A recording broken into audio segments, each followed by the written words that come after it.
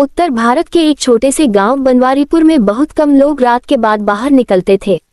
गांव की सीमा पर एक बहुत पुराना पीपल का पेड़ था, जिसे सभी लोग वृक्ष वाली चुड़ैल का घर कहते थे। कहते हैं सूरज ढलते ही वहां से अजीब सी चीखें आती थीं और कभी कभी कोई दिखता भी नहीं था, मगर हवा अपने आप चलती थी।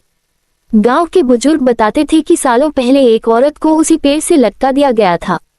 उसकी आत्मा वहीं भटक रही है और उसने उस पेड़ को अपना ठिकाना बना लिया है। एक दिन शहर से आया एक युवक रोहित अपने दादा दादी से मिलने गांव आया। वह विज्ञान में विश्वास करता था, भूत प्रेत जैसी बातों को वह केवल अंधविश्वास मानता था। जब दादी ने उसे पेड़ वाली चुड़ैल की कहानी बताई तो वह हंस पड़ा। दादी, अब 2025 चल रहा है, आज भी चुड़ैल वाली बातें कौन मानता है? दादी ने बस इतना कहा, बेटा जो देखा है वही कह रहे हैं, रात को उस पेड़ के पास कभी मत जाना। अगली रात रोहित ने अपने कैमरे और मोबाइल को चार्ज किया और मन बना लिया कि वह जाकर उस पीपल के पेड़ की सच्चाई जानेगा। रात के ठीक 12 बजे जब पूरा गांव सो रहा था, वह चुपके से बाहर निकला।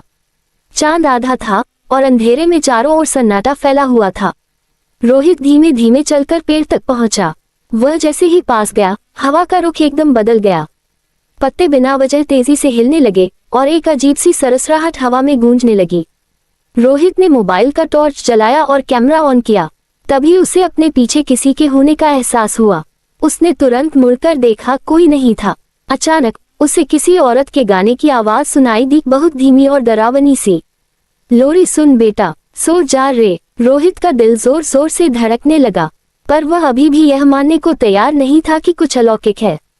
वह पेड़ के नीचे बैठकर रिकॉर्डिंग करने लगा, लेकिन तभी एक झटका महसूस हुआ। उसके कैमरे की स्क्रीन अपने आप बंद हो गई। मोबाइल भी काम नहीं कर रहा था। एक पल के लिए सब शांत हो गया। तभी अचानक उसके सामने एक सफेद साड़ी पहने औरत प्रकट हो गई। लटकते बाल, काले सूने चेहरे पर चमकती हुई आंखें। वह हवा में तैरती हुई रोहित की ओर बढ़ने लगी। रोहित का शरीर जैसे जम गया था, वह हिल भी नहीं पा रहा था। वह औरत बोली, तू क्यों आया मेरी नींद चुराने? तुझे भी यहीं रहना होगा हमेशा के लिए। रोहित को होश आया। उसने तुरंत उठकर भागना शुरू किया, लेकिन पैर जैसे भारी हो गए थे, हर कदम पर मानो जमीन खींच रही हो। वह गिरा, उठा और किसी तरह गांव की ओर दौड़ा, पर चुड़ैल हवा में उड़ती हुई उसके पीछे पीछे आ रही थी। रोहित ने देखा कि पेड़ के चारों ओर कई आत्माएं चक्कर लगा रही हैं, जैसे वहां कोई भयानक दुनिया है। किसी तरह वह मंदिर के पास पहुंचा और घंटी बजाई। अचानक सब कुछ शांत हो गया। चुड़ैल गायब हो गई। अगली सुबह जब गांव वाले जागे तो देखा कि रोहित मंदिर के बाहर बेहोश पड़ा था। दादी ने उसे होश में लाया।